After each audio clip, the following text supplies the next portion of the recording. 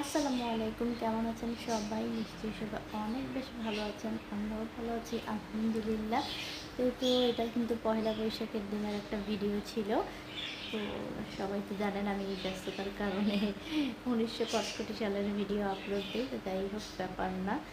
তো সকাল সকাল উঠে আমি খুব সুন্দর একটা শাড়ি পরে নিয়েছি আর একদম হালকা পাতলা একটু সেজে নিয়েছি। আর এই শাড়িটা কিন্তু আমার পেজেরই একটা শাড়ি, খুব সুন্দর একটা শাড়ি। তো যেহেতু বাইরে এখন অনেক বেশি গরম চলতেছিল, তো ভাবলাম যে একদম পাতলা একটা সিম্পল শাড়ি পরে নিই।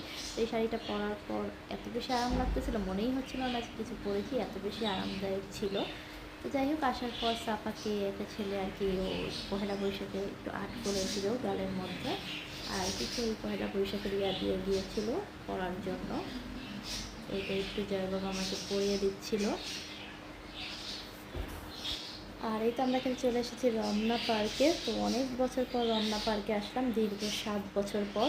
এবং যেহেতু পয়লা বৈশাখটা প্রতি বছরই রোজার মধ্যে পড়তেছিল, তো এবার যেহেতু রোজার মধ্যে পড়েনি, তো ভাবলাম যে একটু রমনা পার্কে ঘুরে আসি একটু খোলামেলা পরিবেশে। তারপর যেহেতু রমনা পার্কটা তেমনভাবে দেখে নাই, মানে দেখা নাই, আসেই নাই ও হওয়ার পরে, তো এই কারণে ওকে ভাবলাম যে একটু দেখাতে নিয়ে আসি।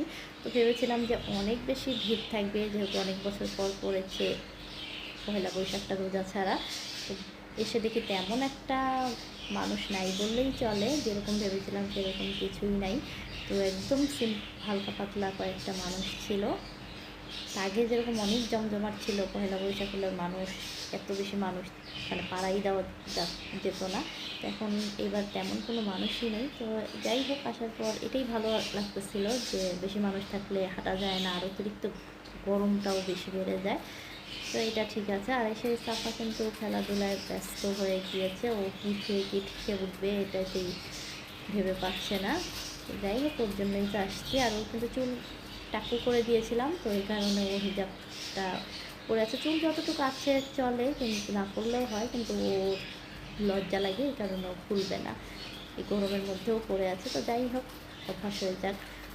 এই তো। আর রমনা পার্কটা কিন্তু এখন মোটামুটি অনেক সুন্দরই করেছে। আর এই সাংবাদিকদের জ্বালায় তো এরা জয় বাবার বক্তব্য নিচ্ছিল, তো ওনারটা নেওয়ার পর আমার কাছেও আসলে আমি এক দৌড় দিয়ে চলে গিয়েছি, কারণ কি বলবো, প্রিপারেশন ছাড়া হুট করে কি কিছু বলা যায়? যেন আমি দৌড় দিয়ে চলে গিয়েছি যে না না, আমি কিছু বলবো না। তো যাই হোক, এই তো এই জায়গাটায় আসতেছিলাম। তো এখানে যারা হয়তো বলেছিলাম আমাকে কিছু ভিডিও করে দিতে, সে ভিডিও অন না করেই ধরে রাখছিল ক্যামেরা। বাসায় এসে দেখি কোনো ভিডিওই হয় নাই। তো যাই হোক, ছবি টবি তুলেছি, ছবি টবি আছে, মানে ভিডিও বলতে আর কি আমার ভিডিও করে দিতে বলেছিলাম। বাসায় এসে দেখি আমার কোনো ভিডিওই নাই।